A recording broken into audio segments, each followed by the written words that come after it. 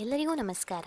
ಇವತ್ತಿನ ವಿಡಿಯೋದಲ್ಲಿ ನಾವು ಡಿಫರೆಂಟ್ ಆಗಿರುವಂಥ ಆದರೆ ಸುಲಭವಾಗಿ ಮಾಡಬಹುದಾದಂಥ ಲಾಡು ರೆಸಿಪಿಯನ್ನು ನೋಡೋಣ. ಇದನ್ನು ನೋಡಿದರೆ ನಿಮ್ಗೆ ಗೊತ್ತಾಗಲಿಕ್ಕಿಲ್ಲ ಇದು ಯಾವುದರಿಂದ ಮಾಡಿರೋದು ಅಂತ. ನೋಡಿ, ಇಲ್ಲಿದೆ ಇದಕ್ಕೆ ಬೇಕಾಗಿರುವಂಥ ಮೇನ್ ಇಂಗ್ರೀಡಿಯೆಂಟ್.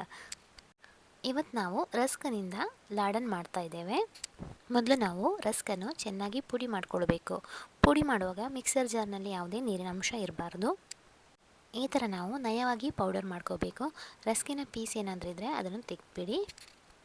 ನಾನು ಈ ಬೌಲನ್ನು ಅಳತೆಗೆ ತಗೊಳ್ತಾ ಇದ್ದೇನೆ. ಮೊದಲಿಗೆ ಅರ್ಧ ಬೌಲ್ನಷ್ಟು ತುಪ್ಪವನ್ನು ತಗೊಂಡು ಅದನ್ನು ಬಿಸಿ ಮಾಡಬೇಕು.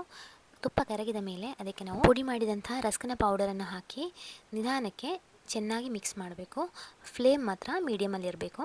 ಅದು ಪರಿಮಳ ಬಂದ ಮೇಲೆ ಅದಕ್ಕೆ ನಾವು 1 ಕಪ್ನಷ್ಟು ಬೆಲ್ಲವನ್ನು ಹಾಕ್ತಾ ಇದ್ದೇವೆ. ಇಲ್ಲಿ ಅಳತೆ 2 ಕಪ್ ರಸ್ಕ್ ಪೌಡರಿಗೆ 1 ಕಪ್ಪು ಬೆಲ್ಲ. ಬೆಲ್ಲದ ಬದಲು ನೀವು ಸಕ್ಕರೆಯನ್ನು ಬೇಕಾದರೂ ಉಪಯೋಗಿಸ್ಕೊಳ್ಬೋದು. ಅಳತೆ ಮಾತ್ರ ಬೆಲ್ಲದಷ್ಟೇ ಆಗಿರ್ತದೆ.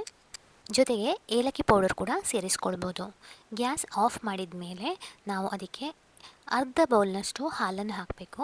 ಹಾಲನ್ನು ಹಾಕೋದ್ರಿಂದ ಬೈಂಡಿಂಗ್ ಚೆನ್ನಾಗಿ ಬರ್ತದೆ. ಹಾಲು ಹಾಕಿದ ಮೇಲೆ ಅದನ್ನು ಈ ಥರ ಚೆನ್ನಾಗಿ ಮಿಕ್ಸ್ ಮಾಡಬೇಕು.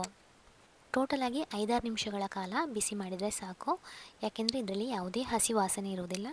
ಗೋಧಿ ಲಡ್ಡು ಅಂದರೆ ನೀವು ಸ್ವಲ್ಪ ಜಾಸ್ತಿ ಟೈಮು ಬಿಸಿ ಮಾಡ್ಕೊಳ್ಬೇಕಾಗ್ತದೆ.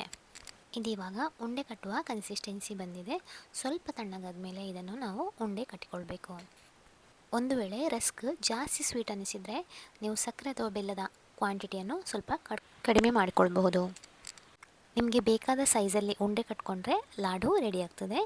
ಈ ಲಾಡು ನಿಜವಾಗಿಯೂ ಮಾಡಲಿಕ್ಕೂ ಸುಲಭ ಹಾಗೂ ಯಾರಿಗೂ ಗೊತ್ತಾಗಲಿಕ್ಕಿಲ್ಲ ಇದನ್ನು ರಸ್ಕಿಂದ ಮಾಡಿದ್ದೇವೆ ಅಂತ ಹೇಳಿ.